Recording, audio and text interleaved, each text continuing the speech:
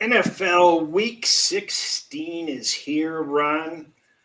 For anybody that hasn't joined us before, we're going to sit and BS and go through our thought process half informally with lots of different topics. So if we start off with something you don't like, we'll probably transition into something that does interest you. Um, with that in mind, I'm still licking my wounds from Sunday. Hate to dwell on the past, but I think it's important, Ron, to start off with uh, the variance issues. And where I'd like to lead off this show is is handicapping becoming diluted with the added variance of results? And as somebody a little bit older than I am, maybe you've seen it even longer than I have. But to me, I have never seen the swings and the variance that we've seen this year. The absurdities. It's getting to the point where Twitter is openly questioning the veracity and integrity of the game. Now, I'm not, making those claims or anything like that. But the variance certainly is there. What are your thoughts on this? Oh, good afternoon, Chris. I'm really confused to start off with because we're not in Hawaii or anything. What's with your shirt? It's more conventional today. Yeah, well, I'm in a bad mood because of the weather. Okay, I'm going to wear a Hawaiian shirt next week just to make sure that we get back on track, or on Friday. Uh, you know something? It is a little bit different in terms of how they handicap. I think one of the advantages of what we're doing week to week, it's opening up new things, new horizons, even though, yes, I'm older than you. I've been doing this for 40 years and so on. The money line parlays, for example, Buffalo in such an incredible situation against Miami, yet, they never looked like they were going to cover that spread. Having that money line parlay tied to the team I really like, Cleveland, made a difference. So with all this variance, it's forcing me to go outside of what I normally do, which would be look at underdogs, look at games from a spread concept only. I'm still doing that 85, 90% of the time. But these huge swings are incredible. And I'll be talking about that a little bit on the three things we've learned. But yeah, a lot of variance, a lot of things that are happening. I think it's still a quarterback driven league. It's still a league where these pass interference penalties, they could be 40 yards in length. It's not like the college game where you hit a guy, you get 15 yards. One guy holding or perceived holding on a guy or knocking a guy down 45 yards downfield changes the game completely. And if more and more of these plays are going to be called, you're going to have more variance in games.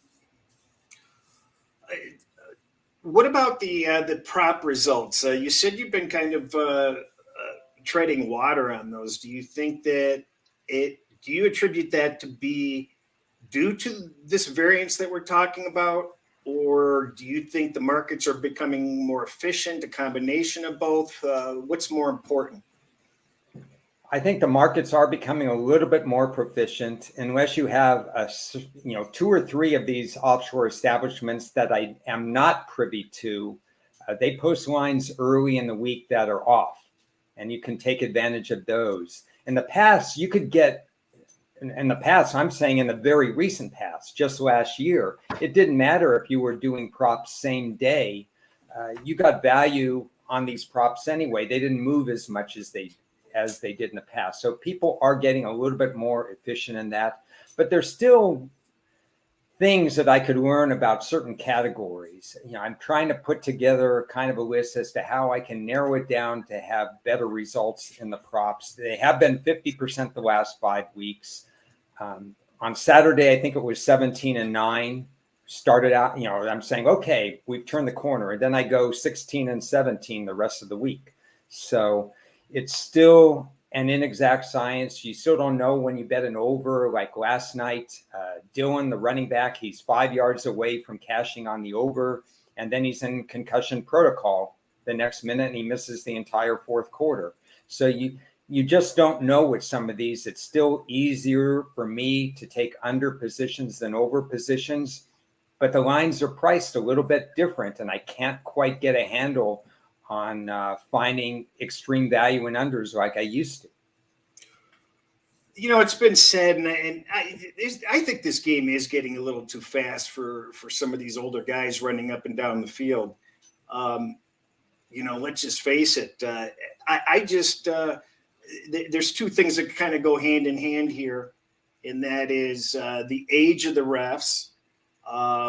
Is that contributing to the variance? I say yes. Another thing which you didn't realize, the NFL rules. Shouldn't they be the same for every single game? I mean, why do you have different circumstances for different games in like a multi-billion-dollar industry? Well, you're going to have to explain that, different circumstances for different games. I mean, the only thing I can say with that is, yeah, certain refs have certain tendencies. Some refs do not call pass interference as much as others. Some refs look for offensive holding, defensive holding a lot more than others. Some refs will call roughing the passer if the guy touches the opposing quarterback, especially if the name on the jersey is Rodgers or Brady or somebody like that. But I'm not sure exactly where you're going to in terms of the different rules. Well, here it is.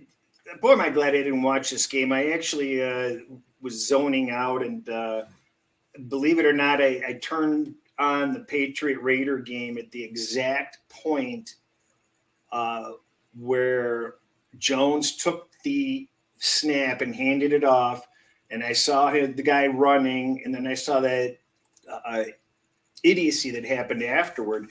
But I didn't realize what had happened before. And, an obvious out of bounds touchdown, they hem and they haw, and they look at the replays and they don't overturn it. In the meantime, and meanwhile, I'm looking at pitcher after pitcher after pitcher scrolling by with a quarter of this guy's foot out of bounds. And subsequently, I find out it's because they have different camera systems at this game. It was flexed out or something like that. How the hell can you have a replay rule and you have fewer cameras at this game, more cameras at that game? This is just preposterous. I find it incredulous that this is so Mickey Mouse. I see that all the time in the college game, because a MAC game is going to have 3 cameras and an SEC game is going to have 23 cameras. Yeah, but that's college.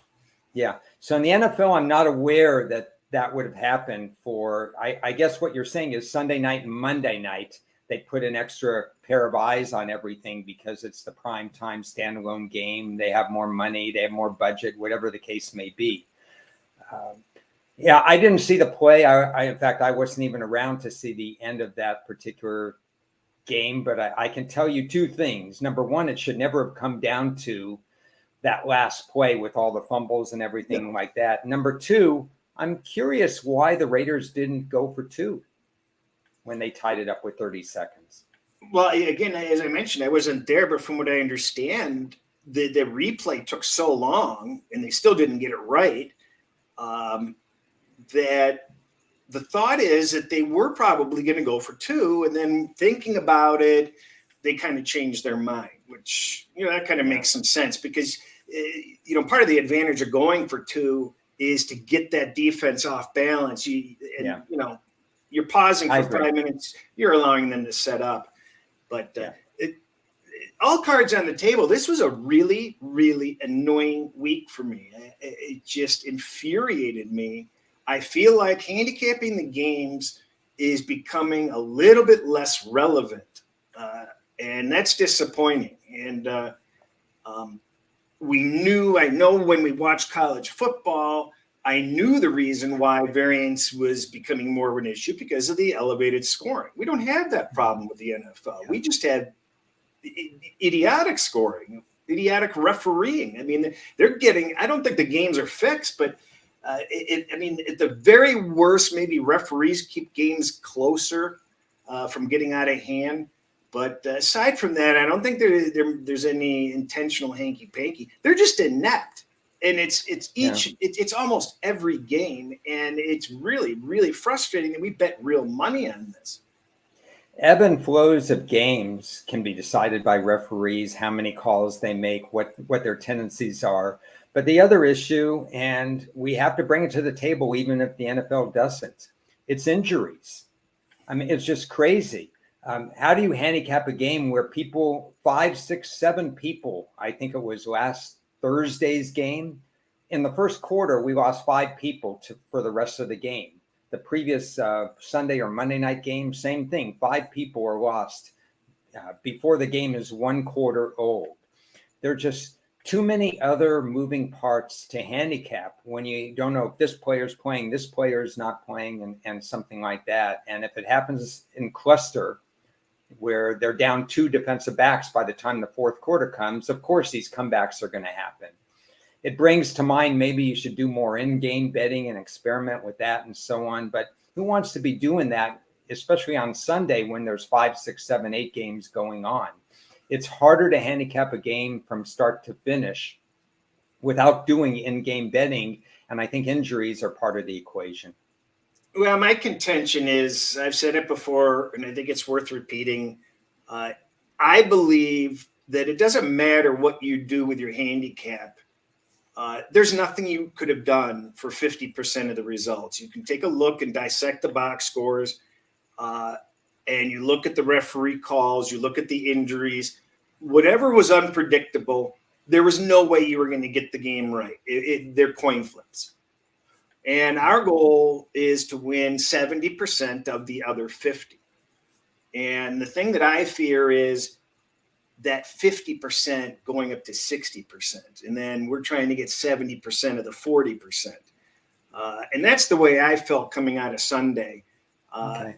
It wasn't like I got buried on Sunday or anything. I don't like the way I'm losing these games. It's really frustrating. It takes the fun out of it. And I don't want to watch it. And just very frustrating. I do get people, and the reason I'm bringing this up, it's not because I'm whining. It's because I had a bunch of DMs over the last week of people that are really frustrated, not just with the NFL, with the NBA and other sports. And they've been asking me, well, how do you handle it? And the only thing that I can say is that I think everybody goes through this type of stuff. I feel like I take it more in stride than the average person. I think you do also. But I don't care who the hell you are. There's going to be those weeks that really kind of, bend you over and fill up the keister. And it's frustrating. And the only thing that I can say is I'll let you comment afterward, Ron. I just had to walk away yesterday. I took almost a near day off yesterday just to kind of recover and just relax and decompress and just kind of get my mind off of it. And the number one thing I do suggest is you don't dive back in.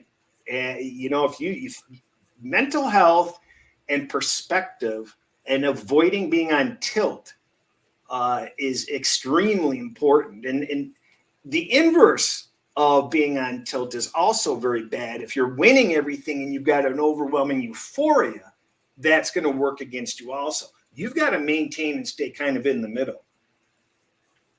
Yeah, I think we've said many a show, step back if you've had a bad week and so on. Take the day off, go away from football and stuff like that. It's not going to go anywhere.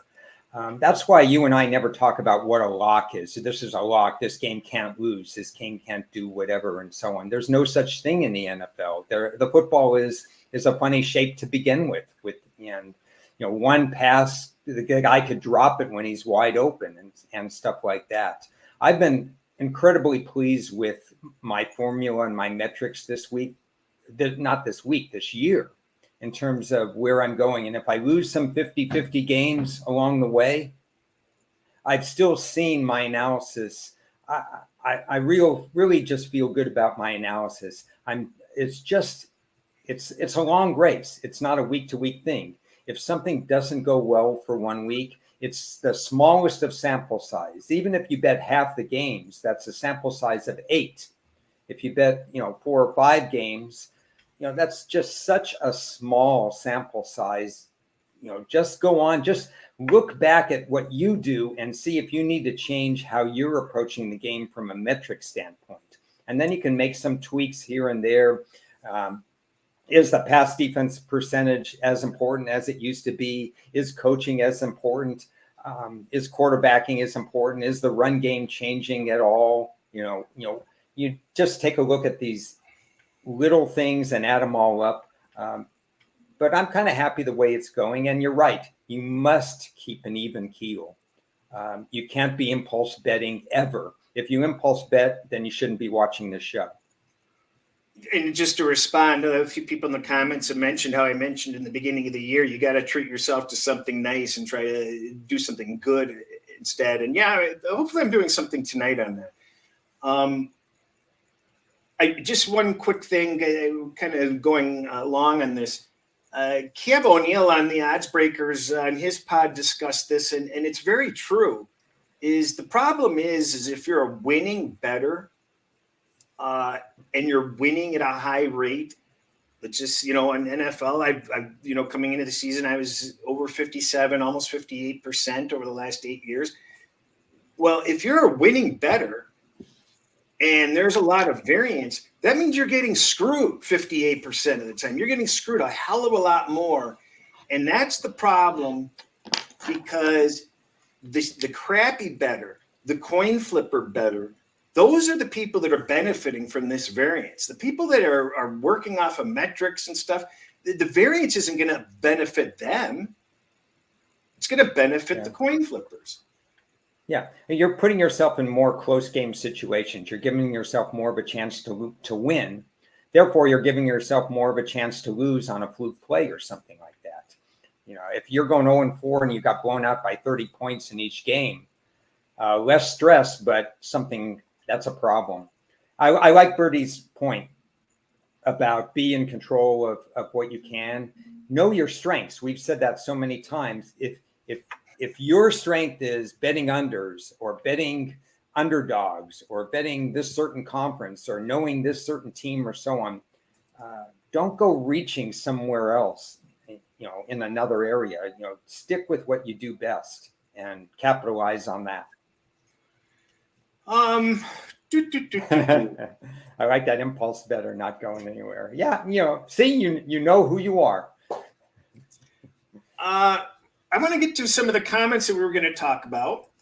The three things we learned from last week. Let's go through these quickly. Okay, I'm going to go through two of them quickly, but one of them I'm going to go through a little bit more detail because it's something. Maybe you like it, maybe you don't. But here's quickly, and we've already covered this a little bit. Big leads are not just a Baltimore thing. We thought all year that Baltimore, it's double-digit leads. They lost every double-digit lead that they could imagine. Well, now everybody loses leads. Tampa Bay, Indianapolis, New England, more than ever before. And my takeaway from that is that's good for me. If big leads are evaporating, that means it creates underdog situations. And what I always look for in a game first is, does the underdog have a chance? And then if the answer is yes, I hone in on it that way. If the answer is no, then I kind of look in different directions, see if I want to take the favorite, why do I want the favorite, and so on. But I think underdog bettors generally might benefit from all these evaporating leads. The first thing is really dumb. I'm kind of angry at myself because I look, I'm going through accounts today and I'm realizing I got too much on the Saints to win the division, and that's no good. And I remember when I placed those things, and it was after a really good week. And I've been reminded that don't get careless after a big week and you're feeling a little flush and you start throwing a bet in here and a bet in there. Rookie mistake, disappointed. I've got too much on the Saints to win the division I'm unhappy with. And that's a reminder that I was given from last week. Yeah, a couple of thoughts on that. You said it exactly right. Don't overreact to 1 week of action. On the other hand, your Saints play isn't necessarily bad. Maybe you should have played less on it. But I think the Saints are the best team in the division, but they're coached horribly. And they should have won at least one, if not both, of the Tampa Bay, New Orleans games. And if they win even one, they're ahead in the division. And that's that's on them. That had nothing to do with weird variance or stuff. That's the Saints being the Saints and making a lot of mistakes. This is a shout out to Matt Landis, big LA Charger fan. But hey, guess what? The LA Chargers have a special teams unit this year. And guess what? Right now, if the season ended, they would be in the playoffs.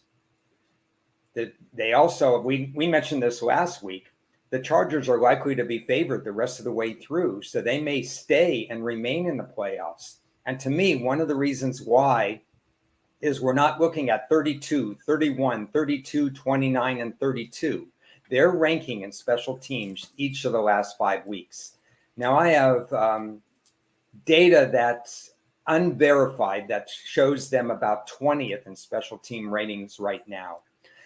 The guru on this is Rich Goslin, who's of the Dallas Morning News, and he'll come out with his final rankings after the year. But if I had to guess, if nobody showed me data where the Chargers special teams would be right now, I'd say they'd be dead set middle, like 15th or something.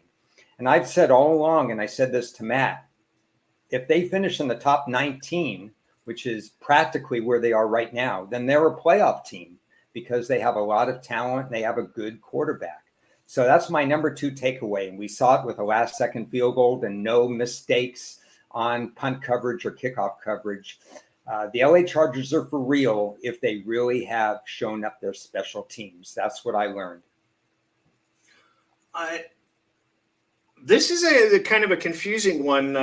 Is that the way that I changed my betting has saved my ass over recent weeks, because I would have been losing a lot of games based on my numbers that I a year ago would have been betting on the spread that I got saved on, like the Vikings and Buffalo. A few in New England, I had some teaser, but there's been more than a half a dozen games that I flipped one way or another because I changed my betting. And while I pat myself on the back for that, there's a huge concern for me that I need to go back in and dive at my numbers, because while I'm celebrating one thing, I'm realizing, wait a minute, I'm not covering these spreads like I should be. And the only reason I'm doing these betting maneuvers is I'm betting the games I would be betting anyway. I'm not creating new bets just because I'm getting extra points or a money line.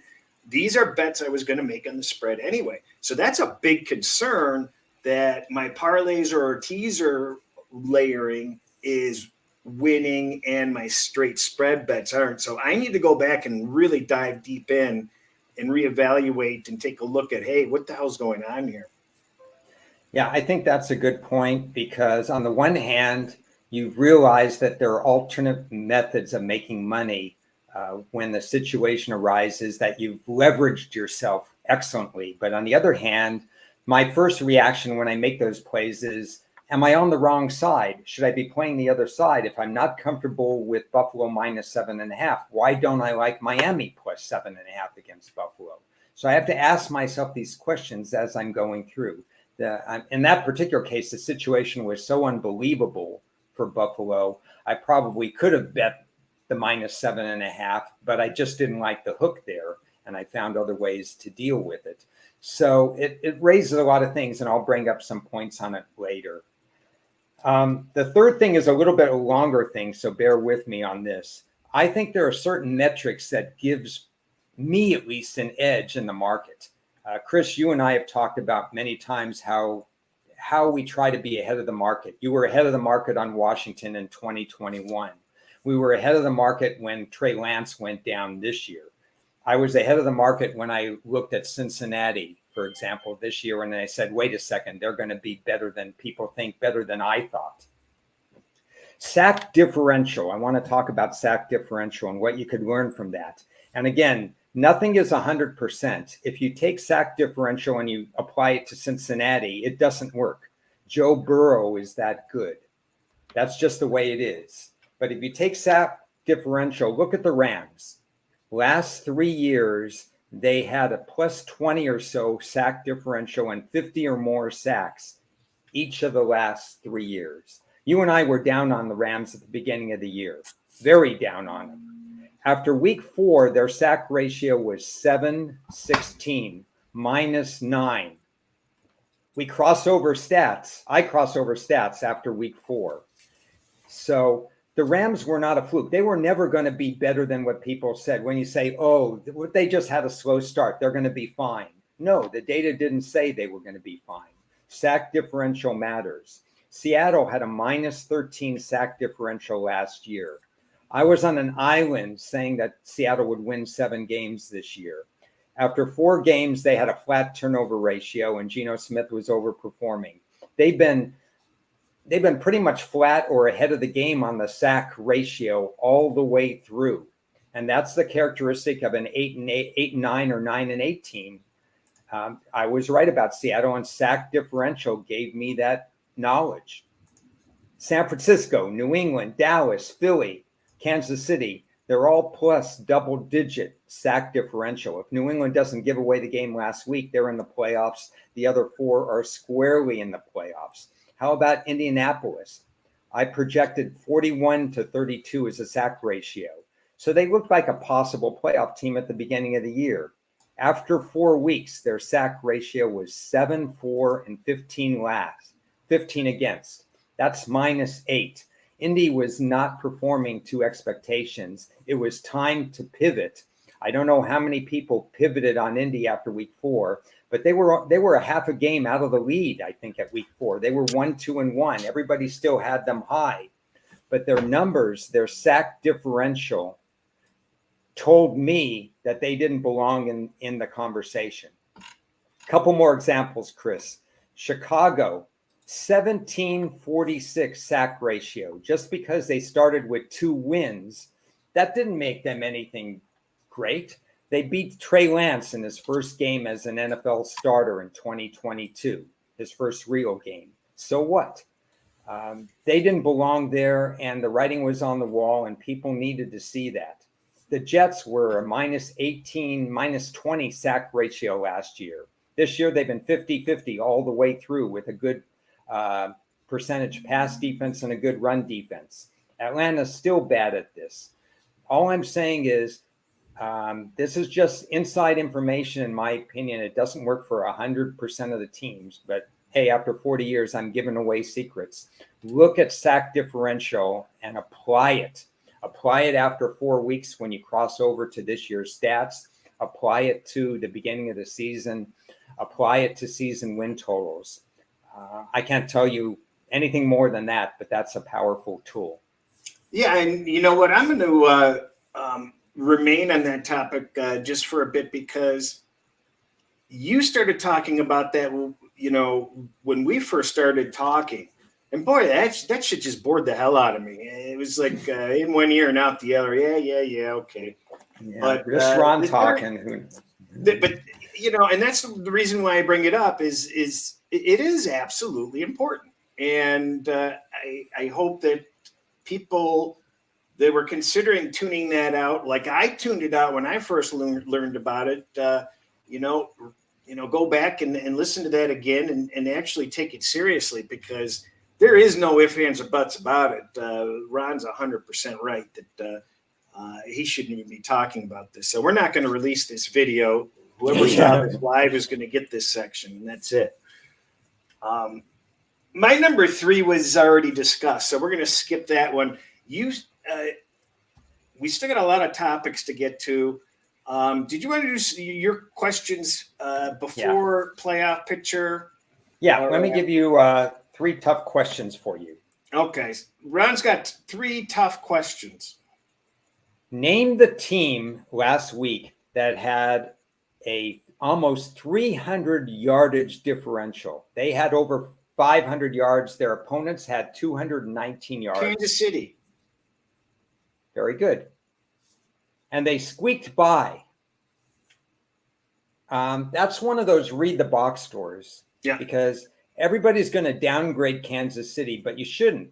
They had 300 more yards. They also had 102 penalty yards. And that's, if they can't stop these needless penalties, that's going to that's going to cost them. That's already cost them to get to a Super Bowl. Remember the offsides that Jones had? That was it in the Super Bowl itself or to get to the Super Bowl, but it cost them dearly. So Kansas City had a 300 yardage differential against Houston and needed overtime to win. Read the box scores. Very good though, Chris. You thought you were going to get me on that one, but it was brought up this morning. We were having exchanges with some people, and this Kansas City defense is awfully mediocre. It's just damn middle of the road, and I don't know how you can be a top 1 or 2 team if you're a number 15 defense consistently.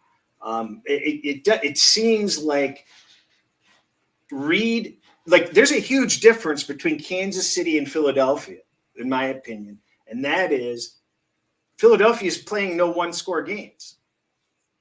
Every game Kansas City plays is almost a one-score game, and I feel like that they do it intentionally so that they are not going to get rattled. And I think watch what happens when Philadelphia has a one-score game in the playoffs. I think it's crash and burn some way, somehow.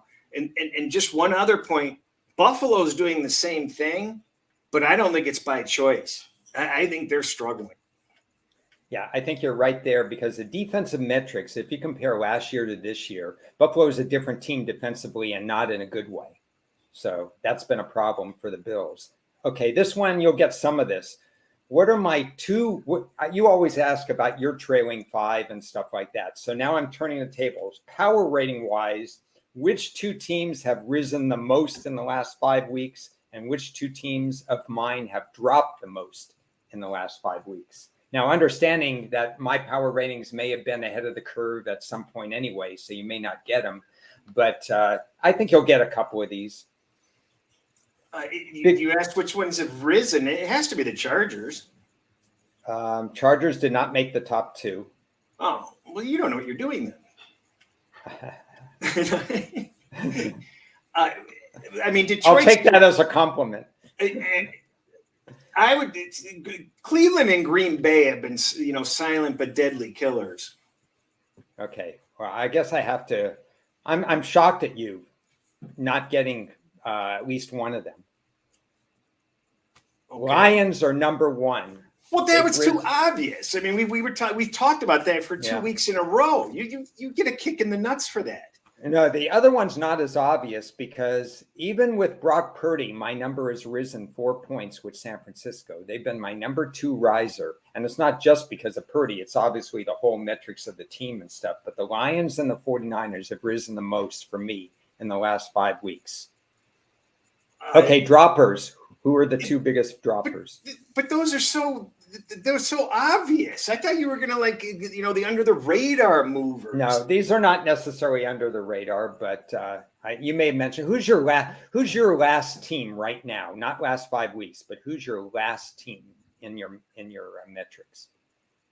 Arizona. Okay, or they haven't fallen. No, I'm sorry. No, the Rams have fallen behind Houston now. The Rams. Okay, there you go. The Rams are my biggest followers. And so that's there. And the other one is a playoff team. The other one is a playoff team with 11 wins or whatever they have.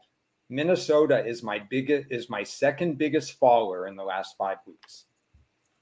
Well, we've talked about that. I mean. Yeah. So don't be surprised to have a playoff team, regressing so much. Yeah, but the Giants have been, far worse, and the Giants do look like they're going to get in. And this is a perfect time to segue into the playoff discussions. Okay. The Giants are, they're going to back into this. Yeah, well, coaching has helped. They weren't one of my biggest followers in terms of power ratings because they were always low. So they just didn't rise. They just stayed flat for me, but they're still in the mid-20s. We'll take a first glance at the weather coming up this week.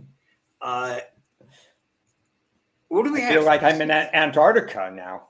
Is that 8 games that are going to be under freezing? I mean, look at those numbers. Yeah. Minus, Jesus. So be aware of it when you're handicapping this. This is extremely important. Affects the totals, and it can change rapidly. So if the weather improves, but always remember it's the wind more than anything. But when it gets to be that cold, it's more than just the wind. We were just talking about the Giants. The Giants seem pretty solidified here. Unfortunately, we have to give ourselves a kick in the nuts because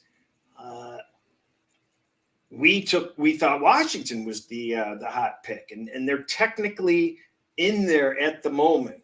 But if you look, the Lions had the inside track, believe it or not, out of Washington and Seattle and the Lions. The Lions are favored to finish in that 7th spot. Both Seattle and Washington are expected to lose this week, and the Lions are favored, and they would move into that 7th spot after this week, which I find interesting. Even with the Giants losing, they'll still have that advantage. They've got that tough game against Cleveland, and then they finished with Philadelphia. We don't know whether that Philadelphia game is going to mean anything. Unfortunately for some teams, maybe the Lions as well, I would suspect that Philadelphia will rest their starters in that game or play them for a quarter. Now, Gardner Minshew is a decent backup quarterback, and he's going to want to excel. But you're going to see a lot of players defensively as well not play in the second half of that game if they've got the number 1 seed locked up. Well, they don't have the number 1 seed. They're expected to lose this week. If Minnesota wins, that keeps them in contention for the number 1. And I think everybody kind of agrees, a little under the radar news, is don't forget that Philadelphia plays New Orleans right here, week 17. And why that's important and why Hurts may be sitting this week, even if he is able to play. New Orleans or Philadelphia gets New Orleans draft pick. So they want to make sure they kick the crap out of New Orleans. Now, that's not going to be a primary driver, but that's got to be in their thought process. Excellent. Interesting point. And in a normal situation, if the Lions were kind of out of it, they would be over here. They're playing Chicago.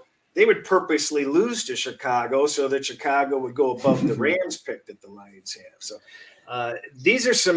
there's probably other situations like this around the league that they're not overly important, but something you just want to keep your eye on. But Green Bay and Carolina are alive in this situation also. Carolina's alive in their division. The Packers, if they win out, they have a pretty good chance of making the playoffs if they go 3-0. I'm sorry. No, One thing the NFL did to generate interest was add that 7th playoff spot. Without it, we wouldn't be talking about 4 of these teams. I mean, we wouldn't be talking about Green Bay and some of these others, but that 7th playoff spot is just completely up in the air. So yeah, it's going to be really interesting. I have buyer's remorse on my Washington to make the playoffs because I don't think they're going to make the playoffs anymore. That's all right. I have under for season wins, so we get out good either way on that particular one. I wouldn't rule them out yet, though. No, they're not out, but the Giants certainly have the inside track. Even if they lose this week, they're still 8-6. No, Giants are in. The Giants are in because basically they win the tiebreaker against Washington. Yeah, it's pretty hard for them not to make it in. So looking at the AFC, obviously I have buyer's remorse in my Ravens divisional tickets, which I have too many of, and that I was chirping and patting myself on the back with glee on earlier. Another lesson in sports gaming is every time you think you've got it, you don't have it. Mm-hmm. Well, that's why the Cincinnati hedge was very important early, knowing that Burrow was special. So either way, Cincinnati or Baltimore, I would still, as you would, prefer Baltimore to win the division. But Cincinnati making the playoffs and winning the division will be fine as well. Baltimore basically is an incomplete team right now. The play calling is atrocious. I heard some commentary about this offensive coordinator. They can't figure out why he's still there, and that's painfully evident. Why they, the last game they've got this. They were running the ball fine. They ran the ball with their starting running back 2 times after the 9-minute mark of the third quarter, and they're having this guy throw the ball, and he can't hit the broadside of the barn. So I don't know what's going on with that. And then another bad buyer's remorse ticket I have, which I bet on the air 2 weeks ago, is the Jets to make the playoffs. They're not making the playoffs anymore. I figured for sure they were going to beat Detroit. Yeah, well, I think the Chargers take a spot away, and then but they got a break with New England losing. But still, it's uphill battle for the Jets. Touching greatness over in the chat column, I assume that's our good friend, my longtime friend, only known Ted for 50 years. He says, talk touching greatness football and not the Texans. So we'll avoid the Texans. They are out of the playoff race. All tickets have been cashed on that one. But I think it's going to be interesting to see who wins that number 1 seed. It's not for sure based on all the close games, Kansas City and Buffalo. That could still flip between who has home field advantage. And Cris, does it matter who has home field advantage between Kansas City and Buffalo? No. I don't think so either. I don't think Cincinnati's got that division wrapped up, but I think Baltimore gets that division still. It's and possible. Baltimore controls it. Baltimore controls their fate, as far as I'm concerned. I don't think Cincinnati. I think at best Cincinnati splits out the next 2 games going into Baltimore. Okay, so if I ask you the question, and I partially agree with you, who would you rather face in the playoffs, Baltimore or Cincinnati? I'd rather face Baltimore, of course. Yeah, me too. That's the problem. Yeah. That's one of the problems I have in my metrics is I know that Cincinnati's better than they're showing up. They're doing a lot of things not so good. They didn't win that game versus Tampa Bay. They look like crap. I mean, when you're handed 4 turnovers on 4 possessions, that's not you winning. I mean, Tampa Bay should have put them away. So, and they've been getting. They haven't been that fortunate in previous games, but they're not as good as everybody thinks they are. They are good, but there's cracks in that armor, and I think that they're going to come out this week and next week. It doesn't mean that they're not any good. They're certainly better than a Vikings type of team, but I think you're going to see some cracks in the armor with this team.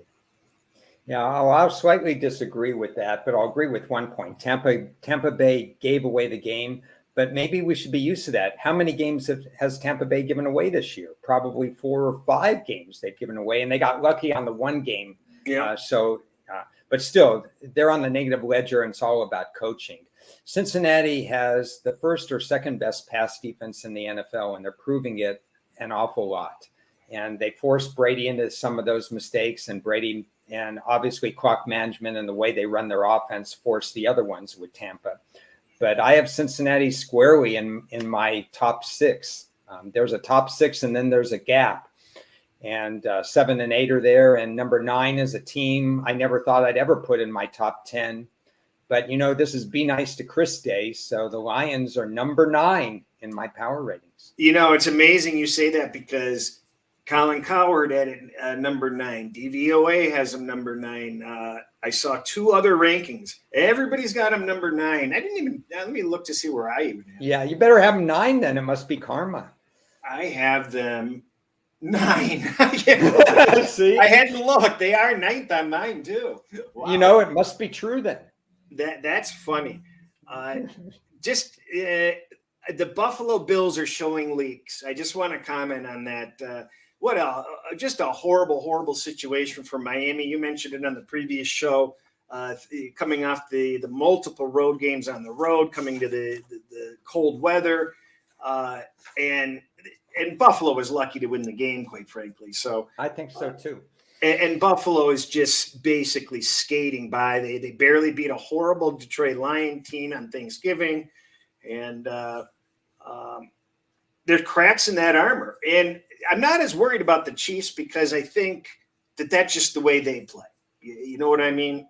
I agree. And the Titans are looking like they're going to lose that division, frankly, because I think the Jags control their destiny. Yeah, well, you got situations in the NFC and AFC South where it's crazy because you put some of these other teams in these divisions and they'd walk away with the divisions. But Tennessee, they've had flaws for a long time and nobody else in that division is strong enough. And Jags are still learning how to win. And obviously they caught a little overtime break this past week too. But, you're going to get a couple breaks in a 17-game grueling schedule every single year, and the Jags caught that now. Are they perfect teams? None of these teams are perfect. So when they're favored, I'm going to look to fade a lot of these teams, because if you're 6-8, you're 6-8 for a reason. If you're 7-7, you're 7-7 for a reason. Yeah. By the way, there's a handful of comments or questions that we are going to get to, so we're not blowing you off. I call those situations, Ron, must win, must lose. It's that simple. If you're in a position of having to win and it's crucial, boy, it just seems like they lose at about a 65-70% clip over the time that I've been betting. There's been there's conclusive proof in college. 5 and 6 teams needing to win to get a bowl game, such as 6 and 6 is. NFL teams needing to clinch the playoffs or get in the playoffs with a losing or a break-even record. We've got a sample size over countless number of years that puts it at somewhere between 59 and 61%. And those aren't chump change percentages. That's not bad.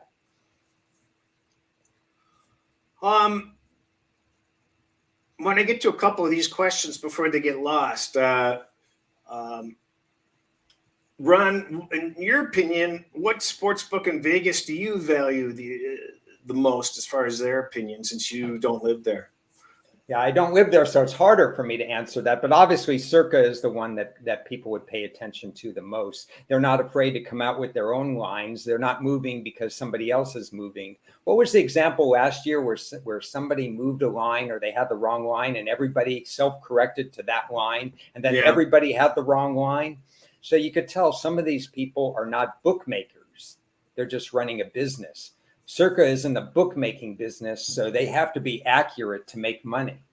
And so those are the ones, that would be the first look for me. You have to actually know the reason why the line is where it is.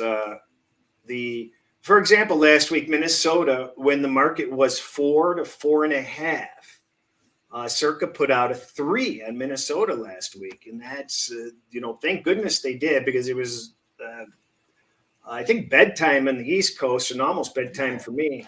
And I hit that thing a couple of times and it landed on 3 and made me a lot of money, which was nice. But you have to be able to figure out, well, why is it there? Are they looking to level their action? Is that an opinion? Because those are two entirely different things. When an MGM takes a big future on the Cardinals to win the World Series and they're going to lose millions and millions of dollars, well, they're going to have an opinion on trying to get some money on the other way, the other way as the season goes on. But even the sharp books are going to be in that position also. So in that position, they were basically kind of leveling off. It wasn't that they were taking a stand on it. It's, they got somebody that's betting a lot of money in there, and they don't want to be holding it all.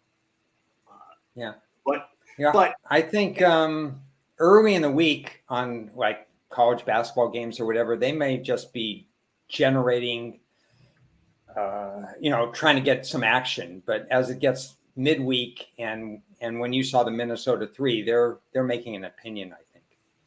Well, as Matt Metcalf, who, if you have not seen the interview with Matt Metcalf on the summer series, find it. Every bettor should watch that video. It's absolutely an awesome, teach you a lot about what a bookmaker's perspective is. We ask questions that you have never seen anybody else ask.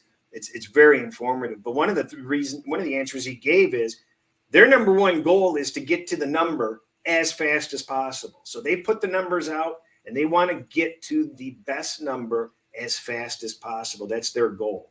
So keep that in mind with those early week stands. If they just sit on their ass and they don't do anything, they don't know where the number is. If they're not prodding the market and making things kind of move a little bit, they don't know where the true market is. They don't want to wait till the end of the week when the limits are really high. They want the market as efficient as early in the week as possible. If they could possibly release the efficient number on Sunday nights, they would. They can't.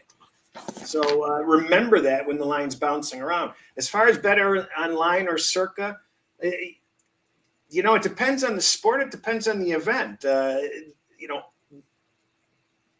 lot of these sports books, like William Hill takes stands on stuff and they can be right. They become a sharper book over recent times. Westgate can be very sharp. I can tell you Westgate baseball futures, they won almost everything. And Circa lost almost everything that I put in. So in baseball, Westgate was sharper. In other sports, it might be flip-flopped around. One of these places may have a more specialized hockey department or a specialized college football department. So, everybody knows that the Bet Online and Pinnacle, not as much anymore. Bet Cris, Circa, these books are the ones. One way or another, they're going to be market makers. Yeah, I can't disagree there. I've seen with other markets like the prop markets, different companies step up to the plate. It's not something Circa really wants to get into. So it depends on the sport. It depends on what within the sport they are trying to book. And it could change. It could change in the off season. They could hire a different handicapper and try to get more efficient in the market. I was on Carolina and Washington, and that really sucked. So that's what I have to say about that. I had the Giants, so I was proud. Yeah, but if you look at the box score, who was supposed to win? All I knew is I had more than 3 points, and I didn't care what happened. But if you look at the box score, who was supposed to win that game? I would say it's toss-up. Okay. You were just lecturing everybody 30 minutes ago about make sure you examine the box scores. No, I didn't. Go ahead and take a look at the box score, and you tell me who was supposed to win the game. Okay. It was frustrating. I didn't watch any of the I didn't watch either of the games. The fact that Carolina had never had a chance to win, it was a huge disappointment. At least Washington had a chance and was in the ballpark, but they were both letdowns, and very disappointing. Carolina was too predictable, and Pittsburgh likes to play predictable teams. You've got too predictable. I forgot all about this, and I don't know whether we mentioned it on the show, but the Washington bye week. I mentioned it to people. I go, one of the things I worry about is Washington was on the roll of rolls, and then the bye week comes in, and now all of a sudden they come out and lay a turd sandwich out. I think that might have been it. So I kind of have to expect a better effort from Washington this week. Okay, let's see. New York Giants won the sack battle against Washington 3-0. That matters to me. The evener was the fact the New York Giants were +2 in turnovers. Each turnover is 3.5 points, so that's 7 points, and you had an 8-point margin.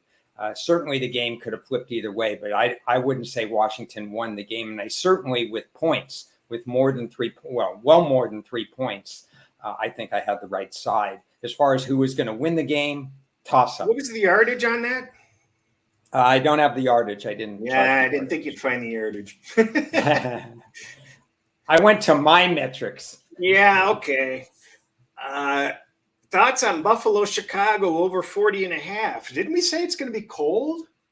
going to be really, really cold. But Chicago has played a lot of overs this year, and Fields does it with its legs. We talked about Buffalo not being perfectly suited in terms of the way they're playing defense. Josh Allen has played in a lot of these conditions, and he still put up some points, 32 last week against Miami. I don't have wind is the equalizing factor. When you have winds that high, it changes things. But if for some reason the winds go down to 15 or less, I wouldn't be so running to the window betting an over in that game. I mean, betting an under in that game. I wouldn't necessarily go under because these teams, I just think they get chunks of yardage whether they go on the ground or through the air. Vikings line is trickling up a little bit as I notice. Let's see what other questions we have. There we go. There we go. Steve says Washington outgained the Giants by 99 yards. I thought it was more than that. Yeah. I thought I told Steve not to chime in unless it's in support of whatever I say. Yeah. I'll call him back. Okay, so Chris, did you get some Cowboys minus 2.5 or so when I tipped you off? I took, as I mentioned, I was basically out of commission. Yeah.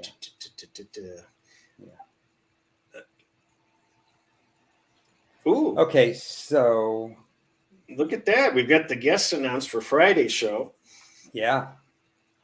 So Dotson is really coming on. He had a good game against the Giants. Well, not good enough.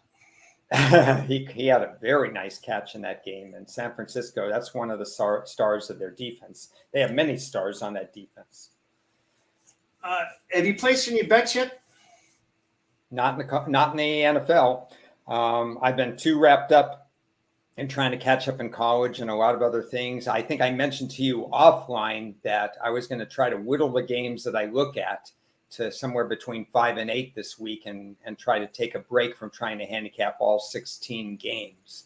I think that's the approach I'll take, even though everything, you hate to go away from stuff when everything's going well, but you also, I particularly do not like to go in underprepared and risk my own money on it. Yeah, when I did my work, it looked like I potentially had a lot of plays this week, and it kind of made me, and then I realized I don't need to be, because it's just far better off to find out what the motivational aspects are. For example, what's San Francisco going to do? A team like San Francisco, before you sit there and you put in your big teasers and you think that they're going to win the game for sure. Well, how much do they really have to try? Are they going to really improve their draft spot or their playoff positioning? They can't get the number 1 seed. So some of these in-betweener type teams may start resting players or not be as focused. And that's what my concern is with a team like San Francisco. Already has the division wrapped up. What are they going to do? I don't know for sure. We don't, as you mentioned, we don't know for sure. The Eagles could just take the game off and say, we don't need to get our ass kicked by Dallas. We don't need to show what we have. We can wait to the playoffs to do that. We can afford to lose one of these games, and it means absolutely nothing for us. And we're going to go in and smoke the Saints. So that's an issue. What about the Vikings? The Vikings are in that same position as San Francisco. Are the Vikings going to show up this week? Do they really have to? So just some things to consider that isn't, floating around in the back of my head as far as coming into these games.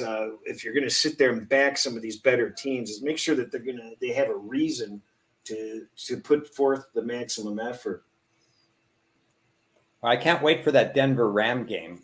That line's up to 2.5, and I was going to bet it at pick, and I missed it, and I'm kind of glad I missed it. I don't think the Rams are entirely dead. I think they've got a shot, but I was supposed to bet Denver at pick, but it's a no play. I'm going to look at that game for 5 minutes and pray that I find nothing so that I can forget about it. Did you handicap the Toledo Liberty game, Ron? I handicapped it, I simulated it, and I want nothing to do with it.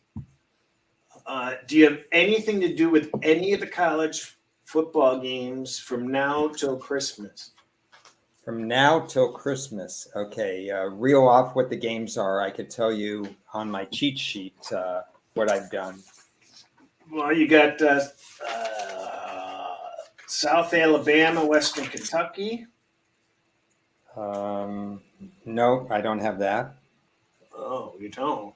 Well, I still haven't done all the work, but I have no pre-bet on it. Air Force Baylor. Yeah, Air Force seems to be very popular for some reason. Are there a lot of Baylor opt-outs or something? I don't know. I made a pre-play on Air Force Baylor at 47. Over 47. That's the only thing, because I set 54 on that particular game. You didn't go over 47, I hope. I did. It's 43. I could check my ticket. It could have been a bad move on my part then. Do you have your bifocals or spectacles around? Oh no, I got it. Yeah, I see it. No, I have a bad bet on the game. Sorry. Oh, really? Yeah. Uh-oh, you get a kick in the nuts. Hey, I have to be honest on it. You know, I could lie and say, oh, I didn't really have that bet, but I did. I do. I'll have to handicap it and see what I could do, but that's what I have. I have Washington, Texas over 64.5, but I think that's after Christmas.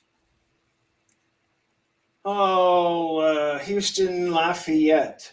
You were talking about, a team like Houston is going to have a hard time getting up for this game probably, right?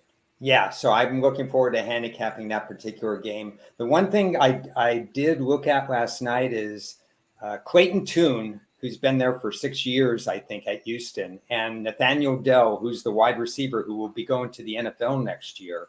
They both are excited to play in this game. They could have opted out and they didn't. So that's really interesting in terms of they're opting in instead of out. So I think weather permitting, it's a chance to look over the total. But like you put up there, we got to look at the weather before we do that kind of things. What's this? Arthur says percentage in bowl games. I don't know if that's about win percentage or what we're doing. He says the academies have an excellent win percentage in bowl games. He's right. They're fundamentally sound. And that's one side. The other side of the equation is Baylor fired their defensive coordinator. They also fired their special team coordinator before this game. That's interesting. Their head coach is very defensive oriented, and with Air Force being one-dimensional, I wonder, what happens with that. But a lot of moving parts as usual. I was hoping he would talk about win percentage for an Air Force offense when you fired your defensive coordinator. Yeah, well, it's interesting when they fire these people. So they give somebody a chance to perform in the bowl game, and I don't know if they made a permanent hire or a temporary hire in that. But there's some firings that are going on before bowl games. It's not just coaches leaving. Somebody else's defensive coordinator was fired before a bowl game as well. This Wake Forest, Missouri looks like a final possession game. You got anything on that one? I haven't done that particular game. I know the data is going to support Missouri via the run numbers, but Missouri has some opt-outs, including their coach who opted out. Interim coaches. Strength of schedule. Interim coaches, by the way, there's no plus or minus to have an interim coach. One might think, oh, you have an interim coach. Oh, that's an automatic fade. It's situation by situation. So don't blindly go against interim coaches. I kind of like Wake Forest's passing offense, but I need to do more work on the game. Middle Tennessee State and San Diego Shit State. I can't wait for that game, but probably it warrants a play on Middle Tennessee State. At least I'm hoping, because San Diego State's not as good as in previous years, and this is not an opponent they're going to get up for. All right. Well, we ran out of viewer comments and ridicule, and got one more for you. One more question for you before we wrap it up. Oh, we didn't get to the third question then, Yeah. right? Because you and I are big into record keeping. We talked about how we keep records on each team. I keep records, meticulous records on each team. In college, even more so, run data, when I bet for them, against them, and so on. And we do that in the NFL. So I have a tricky question for you, because with unconventional betting, for example, you have somebody who's in a money line parlay, or you have somebody who's in a teaser, and you're teasing them to 3 or 4 of your other teams, but you have a lead play. How do you go back and look at it? How do you record that record keeping wise, so you know what you did on or against a team? It's not just the straight bet ledger anymore that I'm used to doing, but how do you record that to know that you actually won money on the team, but if you bet them straight, you would have lost money? Well, yeah, that's I already have that, and I know exactly what I'm going to do on that. If let's just say I'm betting Jacksonville this coming Thursday, and I want to chop that up into 3 bets. When I go back and I chart my win loss, that's going to count as 1 bet. There's a handful of games last year that I started to do this process near the end of the season, and when I went back and to evaluate the records, I'm not giving myself 3-0 for Dallas covering, Yeah. betting it 3 different ways. I'm looking at it as a 1-0, and I'm not looking at it as 0-3. I'm looking at it as 0-1 if it went the other way. Um, as far as the profit itself, that's already all figured out and such. But I do want to isolate the win loss versus the spread as one.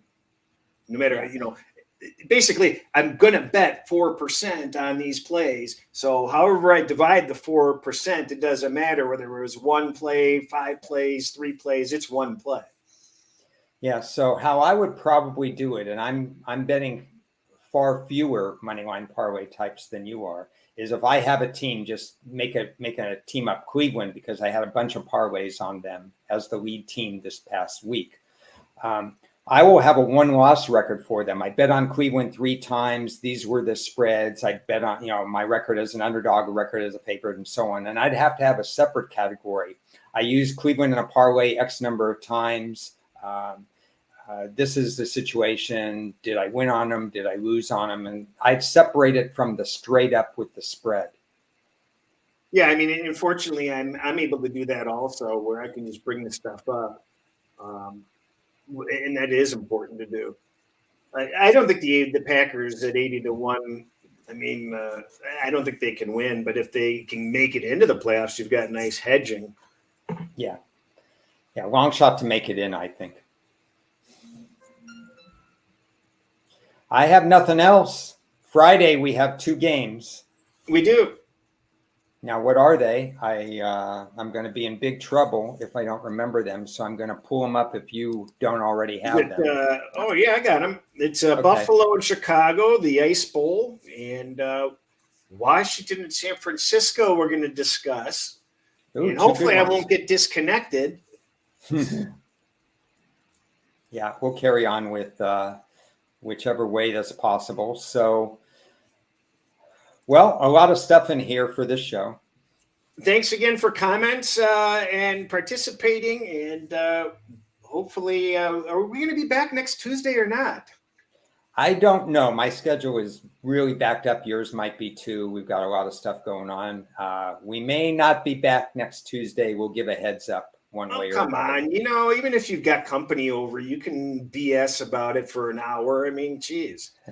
I'm not going to let you off the hook on that one. We just may not go live. We may be doing it at a completely different time. Well, okay, that might be true too. So we'll make our best efforts to have some sort of a show, even if it's an abbreviated show, just to accommodate Ron's demands. He's like the Katherine Heigl of demands here. Uh-oh. I don't know the reference, but I've seen her in a couple movies, and I'm not going to comment because I'm a nice guy. That's why you don't see her in any movies anymore. All right, thanks everybody for joining us. We'll be back Friday at around 11 Pacific. So see you later. Bye-bye.